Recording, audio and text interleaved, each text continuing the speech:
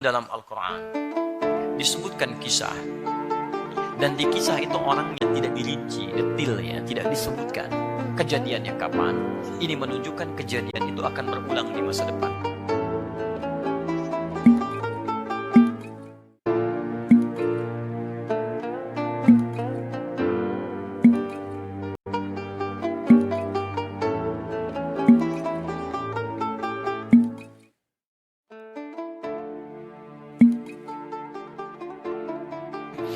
Assalamualaikum warahmatullahi wabarakatuh. Waalaikumsalam warahmatullahi wabarakatuh. Mohon maaf Ustaz mengganggu, saya ingin mengajukan pertanyaan mengenai syarat sah salat Jumat itu apa saja beserta dalilnya. Karena beberapa saat yang lalu saya mendengar Ustaz di sini berkata salat Jumat harus ada 40 orang pintar minimal. Jadi kalau tidak memenuhi syarat itu maka tidak sah salat Jumatnya. Setahu saya ada memang yang menyebutkan 40 tapi nggak pakai pintar. Ya. Ukuran pintar itu bisa relatif nantinya. Masya Allah. Kenapa nggak sholat Jumat? Saya tidak pintar, Pak. Masya Allah. Waduh, ini repot. Ayo bismillah, kembalikan ke sini dulu. Taib. Apakah untuk sholat Jumat bisa dianggap sah kalau kemudian makmumnya atau peserta Jumatnya mesti berjumlah 40? Di sini ada 3 pendapat dari para ulama. Pendapat pertama kalangan ulama Hanafiyah. Taib, dalam kalangan ulama Hanafiyah berpendapat bahwa berdasarkan keterangan ayat Al-Quran juga keterangan hadis-hadis Nabi SAW dalam riwayat yang valid menunjukkan tidak ada syarat khusus jumlah bilangan untuk Jumat kecuali syarat yang menjadikan sah berjamaah, yaitu ada imam, ada makmum. Dari mana kemudian itu diperoleh? Pertama, panggilan kemudian untuk menunaikan ibadah Jumat itu panggilan umum menunjuk jamaah, tidak membatasi jumlah jamaahnya. Quran surah ke-62 Al-Jumu'ah ayat ke-9 paling kiri sebelah atas. Perhatikan kalimatnya. Ya ayyuhalladzina amanu, hei orang-orang yang telah menyatakan dirinya beriman. Menggunakan alladzina, orang-orang yang. Baik bentuknya, bentuk jama' umum, jamaah. Alladzin disebutkan 1080 kali dalam Al-Quran. Menunjuk banyak jamaah. Idza nudiya lis-salati min yaumil jumu'ati fas'au ila dzikrillah. Jika diseru untuk menunaikan salat di hari Jumat, bergegaslah untuk zikir kepada Allah. Kalimat bergegas menggunakan kata fas'au. Fas'au bentuknya jama'. Jadi kalau sepanjang ada bentuk jama', maka pada saat itulah sah Jumat ditunaikan. Nah, berapa bentuk jama' dalam batasan hukum Islam? Dalam bahasa Arab, bentuk jama' itu disebutkan jika lebih daripada 2, jadi jama'. 1 mufrad, 2 mutsanna, 3 jama'. Tapi dalam pengertian syariat, dalam praktek ibadah, disebut jama' itu bisa lebih daripada 1, 2 sudah jama'. Karena salat sah, syaratnya sah salat berjamaah itu ada 2 orang. Makmum 1, kemudian imam 1. Imamnya di depan, makmum di belakang. Jadi kalau sudah ada 2 orang maka sah salat berjamaah, disebut jama'. Ingat ya, pengertian bahasa tidak harus sama dengan pengertian istilah. Jadi kalau Anda ingin membahas satu istilah, maka ta'rif bahasa dibawa kepada istilahnya. Sekarang bahasa akan dibawa kepada fikih. Fikih mensyaratkan syarat sah salat berjamaah itu jika ada minimal 2 orang. Imam 1, makmum 1. Jelas sampai sini? Maka dalam pendapat mazhab Hanafiyah menjelaskan sepanjang kemudian terpenuhi syarat berjamaah itu dengan unsur jamaahnya, maka sah dipandang Jumatnya. Misal, ya dalam satu tempat misalnya yang ada cuma 3 orang. Jama' bukan? Jama'. Kemudian misalnya 1 muadzin, 1 imam, 1 makmum. Jadi yang satu apa tugasnya? Khatib dan imam. Yang satu apa tugasnya? Muadzin. Satu lagi apa? Makmum. Masya Allah. Makmumnya ada 2, 1 muadzin. Apakah sah Jumatnya? Sah. Dalam pandangan mazhab Syafi'iyah. Meskipun memang tidak lazim. Kok ada orang Jumat cuma 3 orang, itu kan? Nanti akan diikat dengan tempat. Yang kedua, pendapat ulama Malikiyah. Malikiyah berpendapat bahwa sah dipandang Jumatan itu jika minimal dalam tempat Jumatan itu ada 12 orang. Dari mana 12 orang ini? Pertama, keterangan Al-Quran memberikan isyarat di Quran surah ke-62 Al-Jumu'ah ayat yang ke-11-nya. Paling kiri di atas agak sedikit ke tengah, dikuatkan di hadis Muslim nomor hadis 863. Tayyib, dikisahkan kemudian وَإِذَا رَأَوْا تِجَارَةً أَوْ لَهْوًا انفَضُّوا إِلَيْهَا وَتَرَكُوكَ قَائِمًا قُلْ مَا عِندَ اللَّهِ خَيْرٌ مِنَ اللَّهْوِ وَمِنَ التِّجَارَةِ وَاللَّهُ خَيْرُ الرَّازِقِينَ.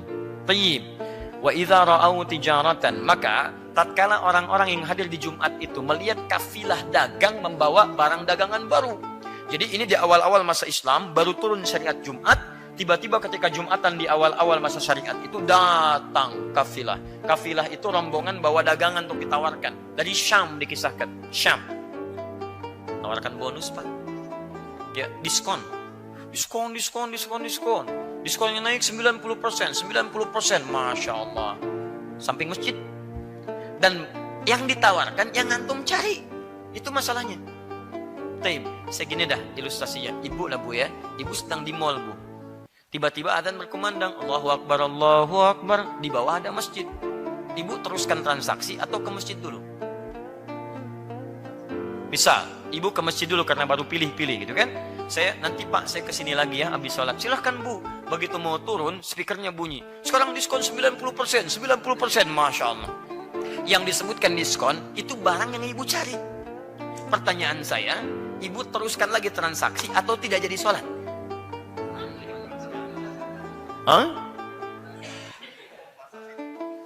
Itu tidak mudah di situ. Karena awal-awal tuh iman belum menguat.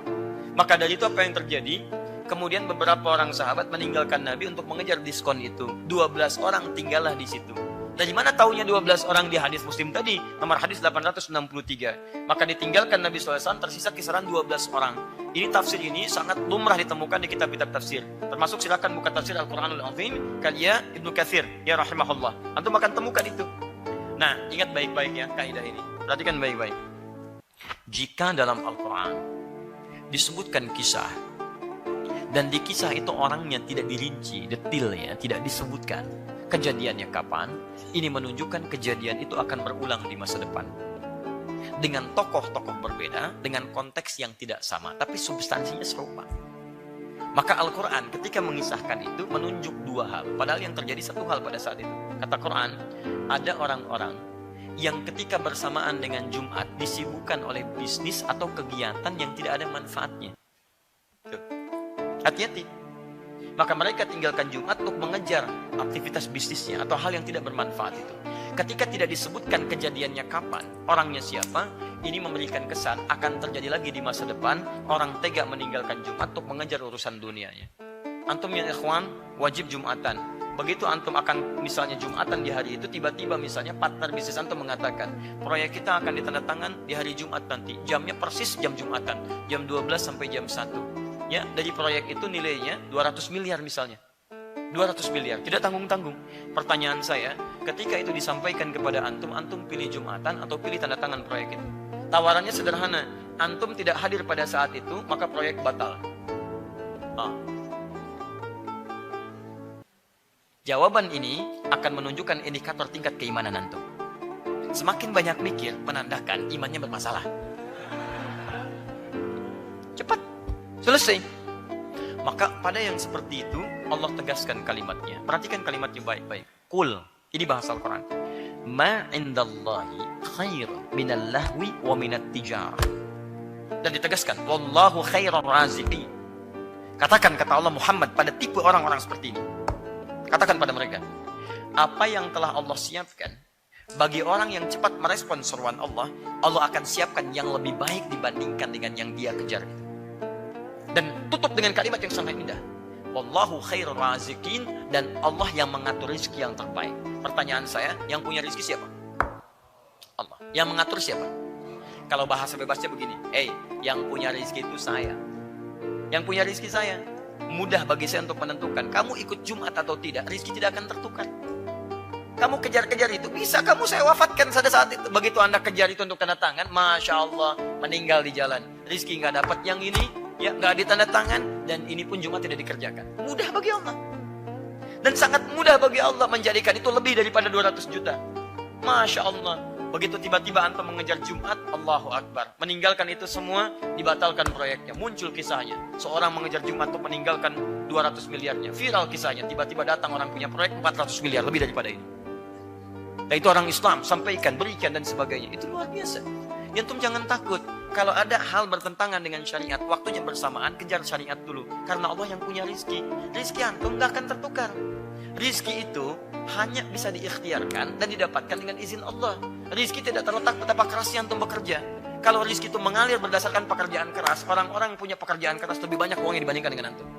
Tapi ada orang berpikir rizkinya datang. Orang yang begini rizkinya datang. Orang yang kerja keras, keluar keringat, macam-macam, rizkinya sedikit.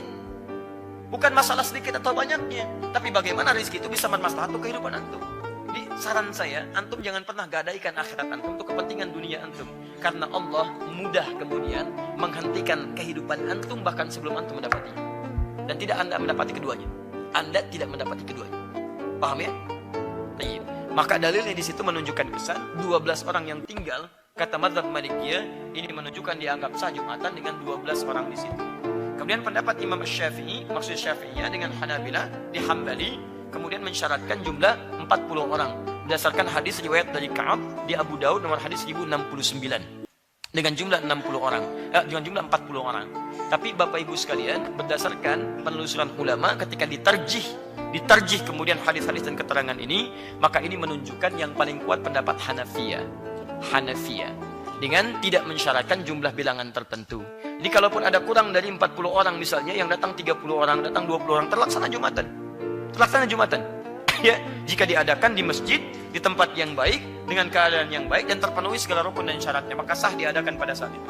Ya, begitu ditunggu, ada macam-macam, ada kejadian, ada banjir, ada itu, yang ada cuma 5 orang misalnya. Di tempat yang biasa Jumatan, biasanya 100 orang, yang datang cuma 5 orang. Waktu telah tiba, lakukan Jumatan, gak ada masalah di situ. Ya, apa dalilnya? Karena 12 orang dianggap lemah pada saat itu, karena saat kejadian terjadi, 12 orang itu bukan menunjukkan jumlah mutlak, tapi jumlah kejadian yang tidak disengaja. Tadinya banyak orang keluar, yang tersisa 12 orang.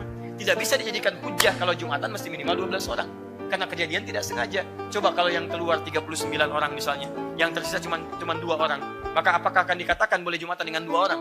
Nanti setiap jumlah berubah, maka pandangan bisa berubah. Maka pendapat ini lemah. Yang kedua, pendapat dari hadis Ka'ab tadi, di kemudian Abu Daud nomor hadis 1069, itu pun tidak dijadikan ukuran. Karena beliau hanya berkisah saat kami Jumatan jumlahnya ada 40 orang. Ya, mungkin di tempat Anda 40 orang, tempat lain 60 orang, tempat lain 30 orang. Maka ini pun tidak bisa dijadikan hujah sebagai dasar minimal untuk Jumatan mesti ada 40 orang. Jadi singkatnya, jika ada lebih daripada jumlah bilangan yang standar-standar, bisa ada 100 orang, 200 orang, itu tidak ada masalah. Tapi kalau kemudian misalnya dalam Jumatan keadaan tidak wajar, bisa terjadi sesuatu sehingga yang Jumat datang cuma 20 orang, 30 orang, maka itu pun tetap sah ditunaikan dan sah Jumatannya. Wallahu ta'ala alam bisawab. Antum jangan lukiskan di Indonesia ada negara-negara di bagian tertentu misalnya yang umat Islamnya minoritas tapi masjidnya ada misalnya, maka itu pun teman-teman sekalian bisa sah untuk terpenuhi Jumatnya. Tayyib.